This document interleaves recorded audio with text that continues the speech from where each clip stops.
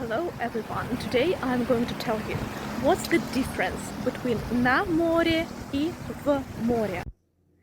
Firstly, if we talk about location, в plus prepositional case, на plus prepositional case. В means inside.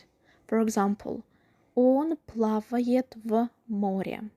The preposition на means on the surface. For example, it's like на столе, at the table. Let's look at this example. Она сейчас на море. She is at the sea now. It means that she can walk, rest, or even work near the sea. Secondly, let's look at the direction of our action. В plus accusative, на plus accusative. For example, он нырнул в море. So, and я иду на море.